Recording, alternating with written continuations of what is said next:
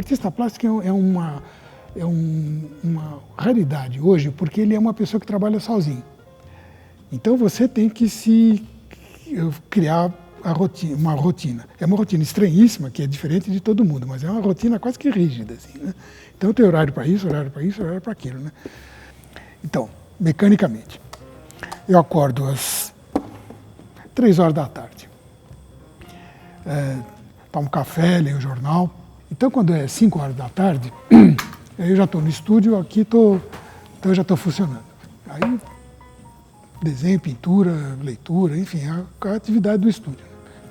E aí eu vou até às 3 da manhã, às 7 horas estou dormindo. É caretíssimo, né? O horário mais quadrado possível, só que é 8 horas depois de todo mundo, né? Eu fiquei, puxa, mas por quê? É silencioso. Eu não tenho nada para fazer, por que eu acordo tarde, né? E aí descobri uma coisa interessante, que eu gostava era da noite, porque à noite a luz está dentro. Eu controlo a luz. E normalmente eu não gosto de tudo aceso porque me desconcentra também, né? Então eu gosto de iluminar o que eu estou trabalhando, mas a presença das outras coisas continuam lá, né?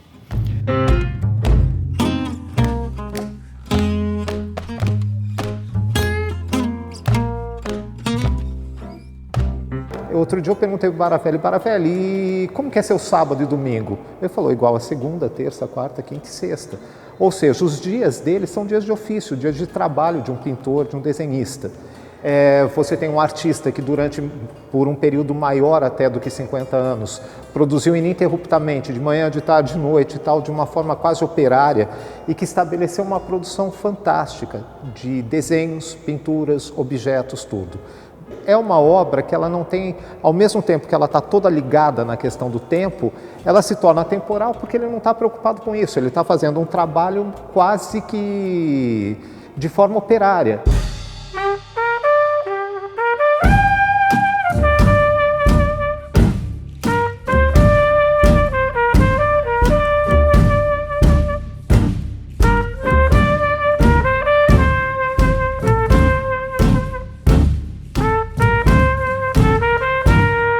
Olha, assim, o que me marcou muito das obras do Baravelli foram, primeiro, essa questão da mistura da linguagem arquitetônica com a pintura. Então, sempre dentro do espaço da pintura surgia um espaço organizado por perspectiva, assim, formal, né? E junto vinha um Mickey, uma Branca de Neve, uma coisa assim, entendeu? É uma obra que se comunica com o passado, com o futuro, o presente, sabe? Ele tem uma liberdade para lidar com as imagens e os materiais que eu acho que até hoje não foi, assim, suficientemente compreendida, sabe? De uma qualidade incrível.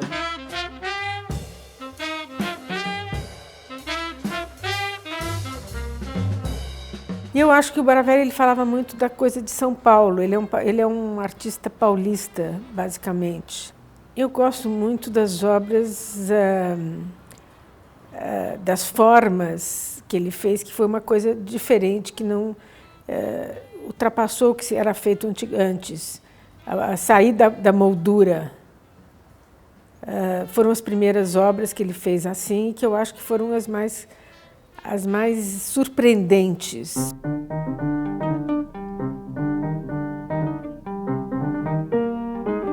Eu sempre precisei de muito espaço por uma razão curiosa, que é um negócio de tempo. Se você tem um espaço pequeno, você tem que botar, sei lá, um trabalho, trabalhar naquilo, terminar aquilo, guardar de algum jeito e começar um outro. E às vezes eu queria deixar a coisa, ter tempo de pensar, né? Mas aí não tinha espaço para isso, né? Falei, poxa, um dia eu vou ter um lugar que eu possa deixar alguma coisa que ficar 6 meses aí, né? Enquanto eu fico pensando, né? sem ter a obrigação de terminar aquilo. Então eu precisava de um espaço grande, não porque eu faça trabalhos excessivamente grandes, mas para ter um espaço no fundo, eu precisava de tempo, não precisava de espaço, né? Um espaço onde as coisas pudessem ficar no tempo. Bom, para mim o trabalho é uma construção, né? De etapas mesmo. Ele é muito claramente feito em partes. Mas esses cadernos, por exemplo, eles são uma espécie de depósito de matéria-prima. Sabe assim? Isso aqui, por exemplo, é um desenho que eu fiz, né, de modelo, né? Aí grudei aqui, né? Tem um rabisco de criança, né? Tem uma foto do livro de tricô, né? Então, isso vai juntar com aquilo, né? E também, tanto faz, o que eu acho até uma matéria mais ou menos de humildade, né? Se eu achei uma coisa pronta, ou se eu mesmo fiz, fica tudo igual, né? Depois de um ponto, a hora que você introjetou, para usar uma palavra besta assim, a hora que você engoliu a coisa, ela é sua, né?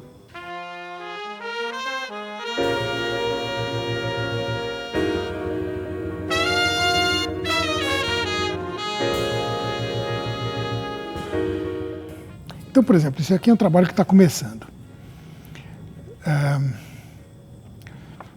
Bom, depois a gente fala da imagem, mas eu faço um trabalho desse tamanho aqui. Isso aqui, por exemplo, foi tirado da revista Bolinha. E isso aqui é mais antigo ainda, eu acho que é do Milton Caniff. E aí, então, a partir desse desenho, por exemplo, que eu vou começar a pensar no trabalho maior, né?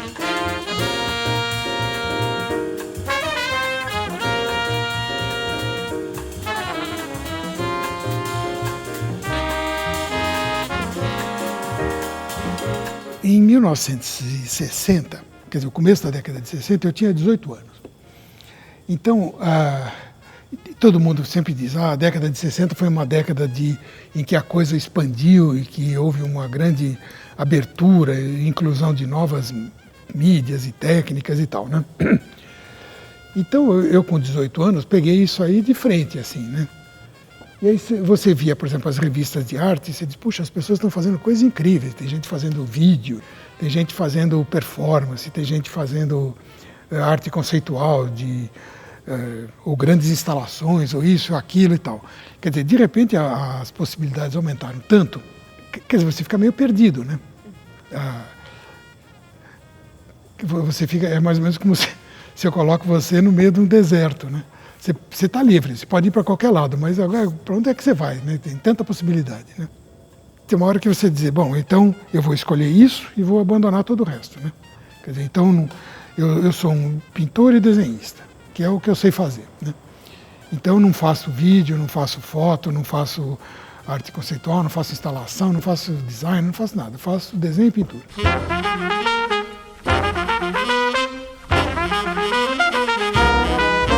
Como eu te disse, em 1960 eu tinha 18 anos, que é a época que você vai pensar em vestibular, coisa do tipo, né?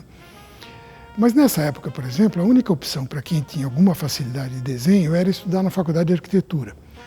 E eu estava com os meus amigos da faculdade, que era o Fajardo, o Nasser e o Rezende. Tinha uma galeria ali na Avenida São Luís e estava tendo uma exposição de um sujeito que a gente já tinha ouvido falar, que era o Wesley. A gente entrou na galeria e, por acaso, ele estava lá. E eu disse, puxa, vocês são da Faculdade de Arquitetura, né? Que legal e tal. Então, deixa eu mostrar a exposição para vocês, conversou. Sabe, uma coisa de uma abertura, assim, de uma informalidade que pegou a gente um pouco, né? Mais ou menos num impulso, assim, a gente disse, nós estamos sem aula lá na faculdade, você não quer dar umas aulas para a gente? Então, eu lembro muito o Wesley dava lá umas aulas de desenho e tal, mas eu via, por exemplo, como é que ele tratava com o Marchand, como é que ele tratava com o modelo, como é que ele tratava com o crítico, sabe assim? E você ficava, no fundo, era mais uma licença para frequentar o ateliê dele, né? E que roubar o que você pudesse, assim, né? De catar do ar tudo quanto foi informação possível, né?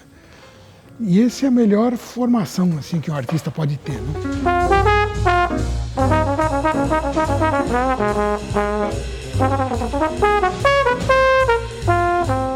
O primeiro contato que eu tive com ele foi no cursinho, em 79. Eu fiz o cursinho universitário e tinha essa dupla dinâmica, que era o Baravelli e o Fajardo, que eram os professores assim que puxavam seu tapete, sabe? Quando você está querendo se acomodar naquele desenho mais assim certinho, eles falam, não, tenta isso, agora faz aquilo.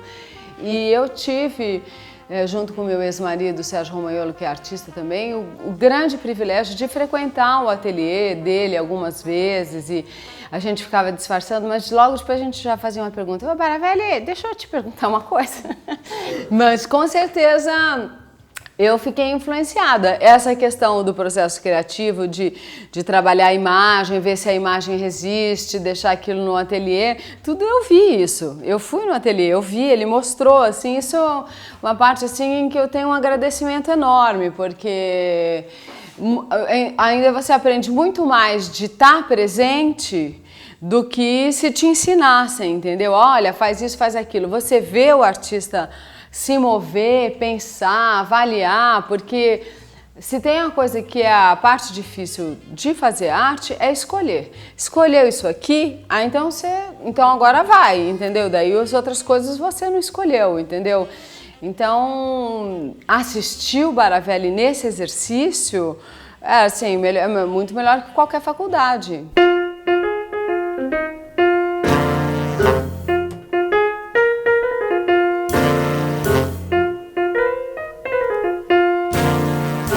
O Baravelli, pelo menos particularmente, ele é muito significativo para a minha geração.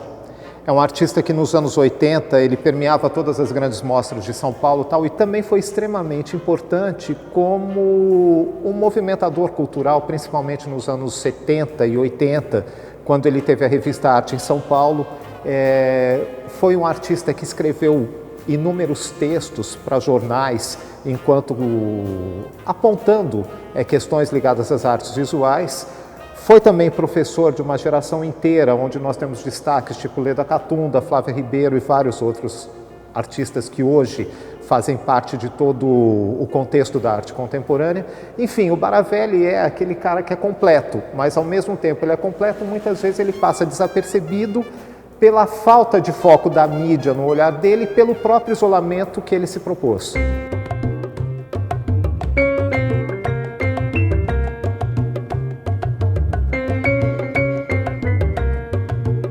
No primeiro número, o Baravelli faz a apresentação e até hoje esse primeiro parágrafo é uma lição de jornalismo, assim. Quando uma revista como esta lança seu primeiro número, algumas perguntas aparecem imediatamente. Qual é o grupo que a edita? Será que sobrevive?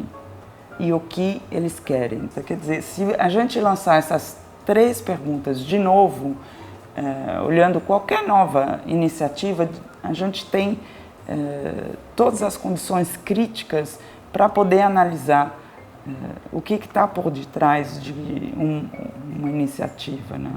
Eu estava com a Marion Strecker, na época nós estudávamos jornalismo e a gente fez uma entrevista com um artista canadense e daí a gente levou a entrevista para ele e posso também mais meia hora falar só do momento em que a porta abre, a Sakai que está abrindo, que leva a gente. E eu olhando para aquele universo do estúdio e tal, ele recebendo a gente meio sem graça, mas para mim uma grande autoridade. Eu sei que assim, em pouco tempo ele nos passou a responsabilidade de ter uma entrevista por mês ou a cada 2 meses, não lembro da periodicidade inicial, então a gente voltou super feliz, assim, quem a gente vai entrevistar agora? E em pouco tempo ele passou a revista pra gente, assim, mas de uma maneira extremamente generosa. E toda a minha profissão, toda, se fez a partir dessa vivência no ateliê. Ele foi meu pai intelectual, você entende?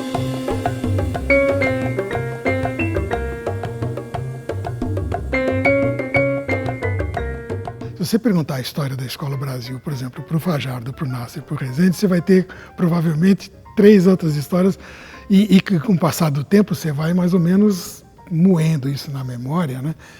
E as histórias provavelmente não vão coincidir muito bem, assim, né? A gente acabou de estudar lá com Wesley 2 anos, então vamos fazer um ateliêzinho juntos, vamos alugar uma casa para a gente começar a pintar, fazer as experiências e tal. E alugamos uma casa aí na Alameda Franca. Acho que isso todo mundo vai concordar, porque a Alameda Franca está lá ainda. Era uma casinha na Alameda Franca e cada um tinha um quarto. E o que era a sala da casa, a gente usava para fazer coisas coletivas. E uma das coisas que a gente fez muito com Wesley era desenho de modelo. E alguém ouviu falar que a gente estava desenhando. Falou, eu quero desenhar também. Posso ir lá? Pode, ótimo. Mais um para a gente dividir, em vez de dividir o custo do modelo por 4, divide por 5. Né? E ajeita lá um pouco, cabe mais um aqui. Né? E ficamos lá desenhando e tal. E aí começou a juntar gente, assim, falar, eu também quero ir. E tem uma hora que tinha assim 15 pessoas. Né? Aí o Zé Rezende um dia teve uma ideia de dizer, por que a gente não faz uma escola? Como nós não tínhamos compromisso nenhum de dar um currículo padrão e tal, nós inventamos uma escola. Né? Então eu chegava lá na Escola Brasil, na minha aula, e dizia, bom, olha pessoal, vamos fazer desenhos que têm coisas simétricas. Ou quase simétricas, ou super simétricas, vocês inventam. Pronto. Né? E aí você tinha uma espécie de laboratório de pesquisa rolando, assim, porque todo mundo fazia aquilo, né? Você dizia, interessante isso aí, né? Era uma coisa muito informal nesse sentido. Né? Então tinha muito essa coisa de que, como era uma escola muito livre, ela permitia que as pessoas, cada uma tomasse o seu rumo. Né?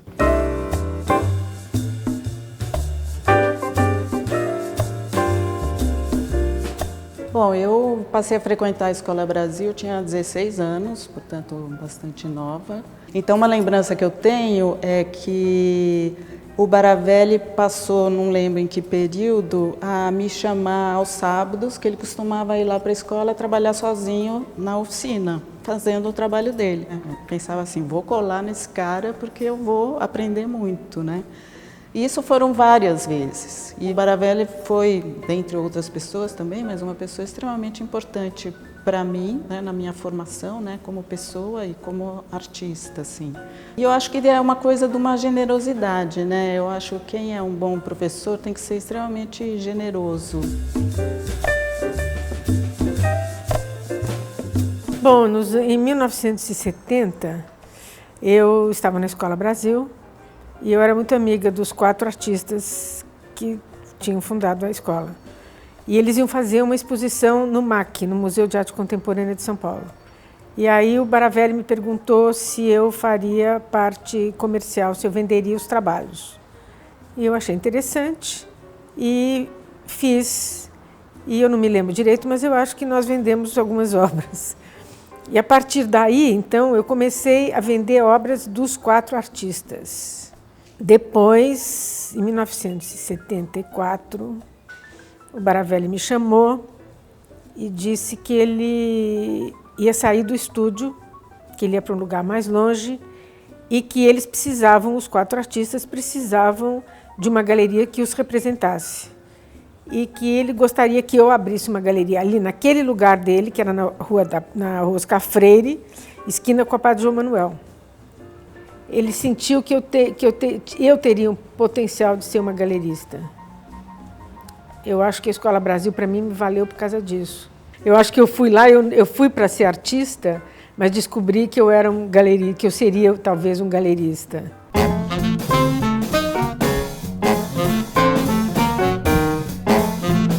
Bom, meu primeiro contato com o Baravelli foi através do trabalho dele. Eu ia sempre que ele expunha na Galeria São Paulo, isso fim dos anos 70, começo dos anos 80, e eu sempre admirei o trabalho, mas eu passei a ter trabalhos do Baravelli há uns 10 anos. Bom, o Baravelli tem um papel fundamental, não apenas na coleção, que tem algumas obras pontuais e muito importantes dele, mas na história da arte brasileira contemporânea. Ele é uma pessoa que, não só pelo próprio trabalho, mas também pela trajetória do Baravelli e pela influência do Baravelli. Olha, essa exposição dos 50 anos, na verdade, é uma retrospectiva, é uma exposição que nos deixa muito contentes. Eu fico muito feliz em poder estar recebendo isso. É a primeira vez que o Instituto abre todas as suas salas, praticamente todas as suas salas, para receber um único artista. Então nós ficamos muito felizes, eu acho que vai ser uma exposição que vai agradar a todos e vai agradar principalmente a ele também. dificilmente nós, como galeristas, temos a oportunidade de acompanhar e, ao mesmo tempo, de poder propor uma retrospectiva de um artista que produziu por mais de cinco décadas e esteja participando desse processo de forma ativa.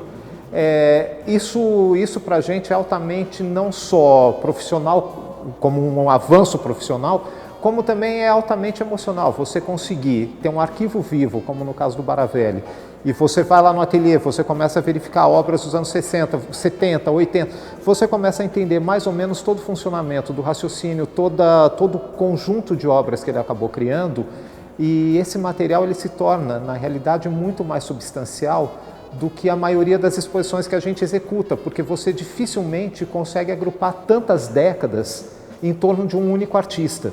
E principalmente, no caso, um artista vivo produzindo.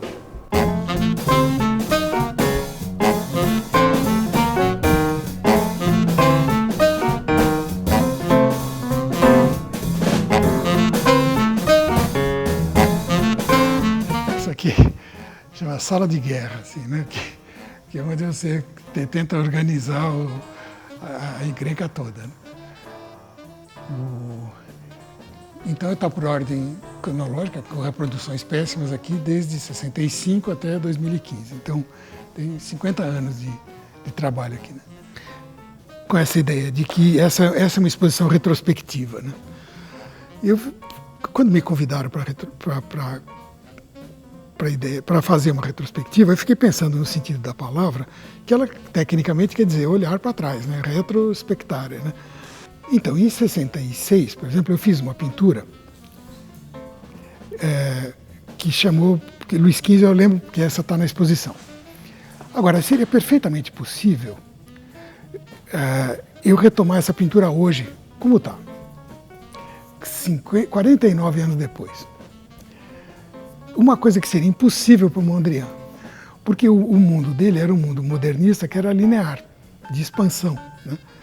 Agora, nós estamos num mundo que é um mundo do deserto, de algum jeito, que é um mundo circular, né?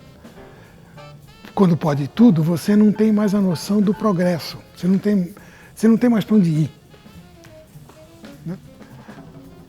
Você pensa nisso, né? Quer dizer, porque antes você sempre tinha uma barreira a romper, né? Vamos ampliar, porque tem que romper as barreiras, aumentar.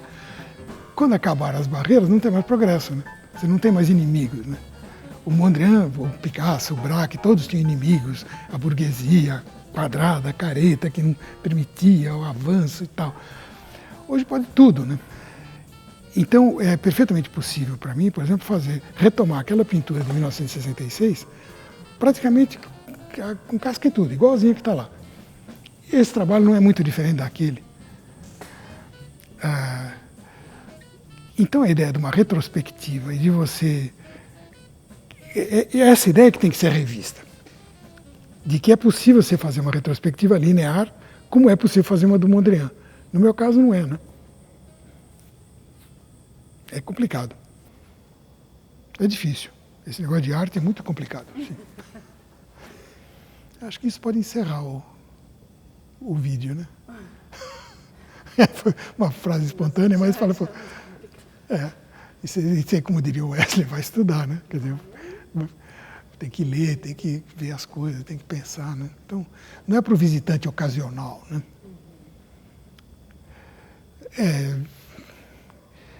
A arte é uma coisa próxima da filosofia, ou próxima da matemática. É um negócio que ela tem... É uma coisa muito complexa e você tem que saber o que você está fazendo, né? Então, como ela é uma coisa muito bonita, né? Então você acha que isso é suficiente. Não, isso é suficiente para fazer estampado de roupa, para fazer, enfim, enfeite, coisa de decoração e tal, né? Agora, a arte é um negócio complicado. Ele é um processo de pensamento e de consciência, né? Então, você, para entender, concordo com Wesley, tem que estudar, né? Não tem outro jeito. Ok, podemos voltar para cá.